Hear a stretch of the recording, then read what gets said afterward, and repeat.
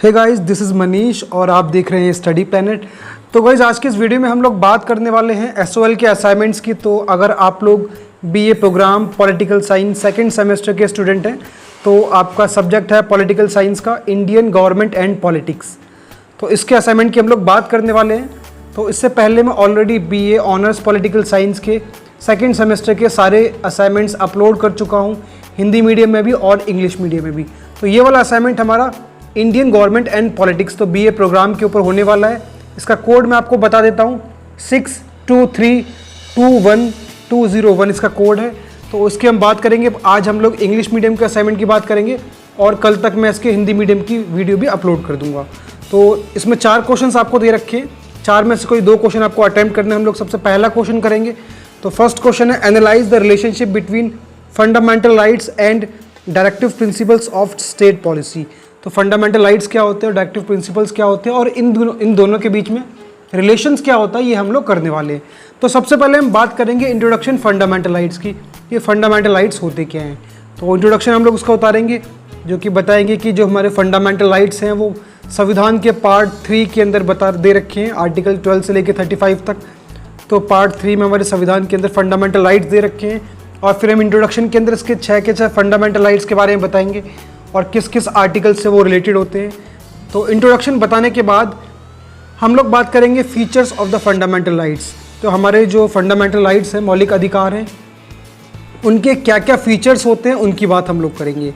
तो अगर आप लोग मेरे चैनल पे नए हैं तो मैं आपको बता देता हूँ, आप मेरे चैनल को सब्सक्राइब कर सकते हैं और नोटिफिकेशन बेल को ऑन कर सकते हैं, जिससे मैं जो भी अपडेट्स चैनल पर डालूँ वो आपको मिलती रहे। तो अगर आप लोग class 11th 12th graduation post graduation या एसओएल के स्टूडेंट्स हैं या फिर इग्नू के स्टूडेंट्स हैं तो आपके टॉपिक से रिलेटेड बहुत सारे वीडियोस आपके सिलेबस के अकॉर्डिंगली मिल जाएगी आपको। तो अलग अलग प्लेलिस्ट है, जिस भी स्ट्रीम के आप स्टूडेंट हैं class 11 12th and graduation post graduation, उसकी प्लेलिस्ट में जाकर आप देख सकते हैं। उसके अलावा आपको असाइनमेंट्स भी बहुत सारे मिल जाएंगे। और इसके अलावा अगर आप लोग वीकली बेसिस पे करंट अफेयर्स पढ़ना चाहते हैं तो उसकी वीडियोस भी मेरे चैनल के अंदर मिल जाएगी। तो काफ़ी इन्फॉर्मेटिव होने वाला मेरा चैनल आपके लिए, आप उसको सब्सक्राइब कर सकते हैं। तो इसके हम लोग फंडामेंटल राइट्स के फीचर्स को बताने के बाद हम आगे बात करेंगे फंडामेंटल राइट्स को डिटेल में बताने की। तो 6 बेसिक फंडामेंटल राइट्स होते हैं, उन 6 के 6 बताएंगे। तो सबसे पहले हम बात करेंगे राइट टू इक्वालिटी की। तो राइट टू इक्वालिटी कैसे काम करता है वो हमें बताना है। तो राइट टू इक्वालिटी आपके सामने, आप इसको लिख सकते हो। राइट टू इक्वालिटी के बाद बात करेंगे हम राइट टू फ्रीडम की। तो 6 इंपॉर्टेंट फ्रीडम्स दे रखी होती है हमें राइट टू फ्रीडम के अंदर, वो 6 के 6 फ्रीडम आपको लिखनी है। और उसके बाद हम लोग बात करेंगे राइट अगेंस्ट एक्सप्लॉयटेशन की। तो ये भी काफ़ी इंपॉर्टेंट है, आर्टिकल 23 के हिसाब से इसको बनाया गया है। तो राइट अगेंस्ट एक्सप्लॉयटेशन को हम समझाएंगे। तो उसके बाद हम लोग बात करेंगे अगले फंडामेंटल राइट्स की। तो right to freedom of religion, ये भी धार्मिक स्वतंत्रता काफ़ी इंपॉर्टेंट है, इसको भी आप समझाएंगे। और इसके बाद हम लोग बात करेंगे 5th राइट की। तो 5th राइट है हमारा कल्चरल एंड एजुकेशनल राइट्स, तो इसको भी हम लोग समझेंगे। तो ये भी इम्पॉर्टेंट है। और इसके बाद बचता है हमारा आखिरी फंडामेंटल राइट, और वो है राइट टू कॉन्स्टिट्यूशनल रेमेडीज़। तो उन 6 फंडामेंटल राइट्स को हम डिटेल में समझाएंगे, जिससे कि हमारी लेंथ भी अच्छी हो जाएगी और असाइनमेंट के जो कंटेंट है वो भी काफ़ी अच्छा हो जाएगा। तो फंडामेंटल राइट्स को हम लोग डिटेल में बताने के बाद बात करेंगे डायरेक्टिव प्रिंसिपल्स की। तो डायरेक्टिव प्रिंसिपल्स के हम लोग उसके बारे में बताएंगे, डायरेक्टिव प्रिंसिपल्स का बैकग्राउंड बताएंगे सबसे पहले कि डायरेक्टिव प्रिंसिपल्स का बैकग्राउंड क्या होता है। बैकग्राउंड के बाद हम लोग आगे बात करेंगे तो directive principles based on the socialist principles. तो समाजवाद के प्रिंसिपल्स के ऊपर आधारित है हमारे डायरेक्टिव प्रिंसिपल्स। तो कौन कौन से हैं उसकी हम लोग बात करेंगे। बेसिकली डायरेक्टिव प्रिंसिपल का काम भी यही होता है कि सोशल वेलफेयर करना और लिविंग स्टैंडर्ड को इम्प्रूव करना लोगों के। बाकी अगर आप लोग चाहें तो मेरे चैनल पर जाकर फंडामेंटल राइट्स की डिस्क्रिप्टिव और पूरे डिटेल एक्सप्लेनेशन के साथ ईच एंड एवरी आर्टिकल मैंने समझा रखा है, तो उसका लिंक आपको डिस्क्रिप्शन में मिल जाएगा, या फिर आप लोग मेरे चैनल की प्लेलिस्ट में जाकर देख सकते हैं। ग्रेजुएशन की प्लेलिस्ट होगी जिसके अंदर आपको फंडामेंटल राइट्स बहुत डिटेल वीडियो मिल जाएगी। तो अगर आप लोग नॉलेज के पॉइंट ऑफ व्यू से चाहते हैं तो उस वीडियो को ज़रूर देखिए। बाकी इस वीडियो में हमारा सिर्फ पर्पस यही है कि आपको असाइनमेंट का कंटेंट प्रोवाइड कराना।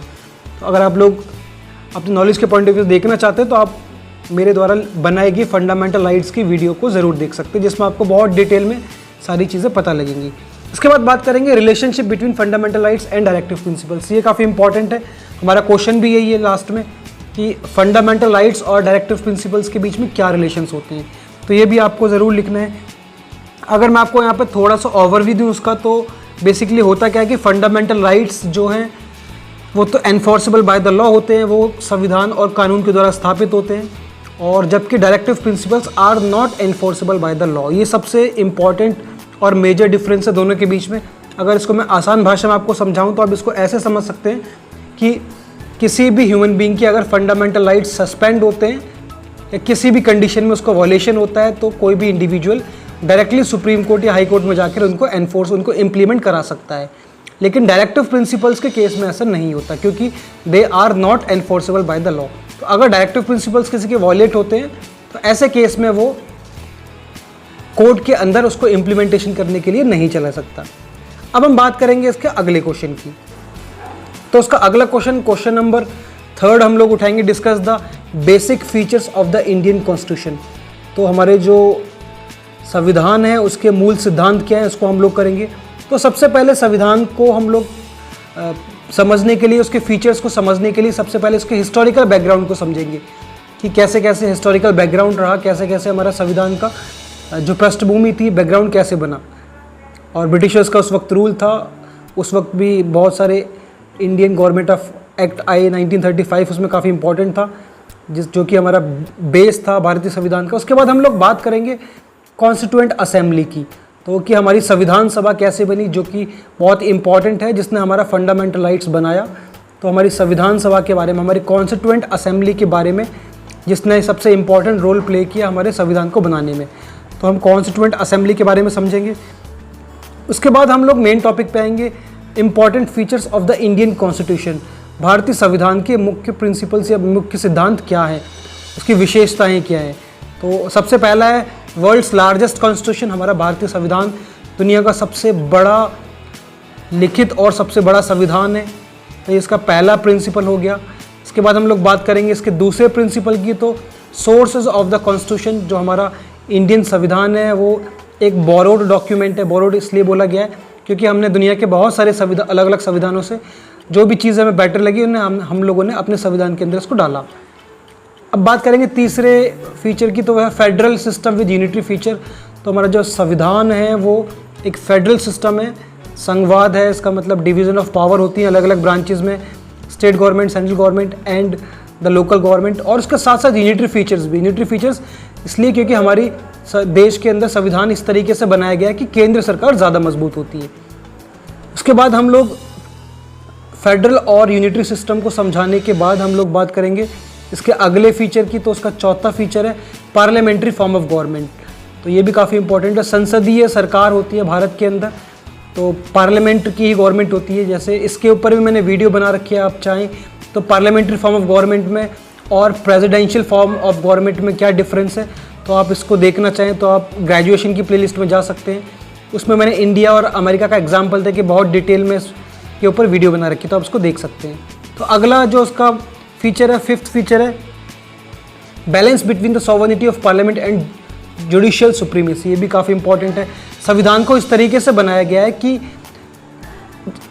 पार्लियामेंट की संप्रभुता, मतलब पार्लियामेंट की सुप्रीमेसी भी बनी रहती है, और उसके साथ साथ मतलब पार्लियामेंट की इंडिपेंडेंस भी बनी रहती है, स्वतंत्रता भी बनी रहती है। उसके साथ साथ जुडिशियल सुप्रीमेसी बनी रहती है, जो हमारी न्यायपालिका है वो सबसे ऊपर रहती है हमेशा, और ये सबसे इंपॉर्टेंट फीचर है।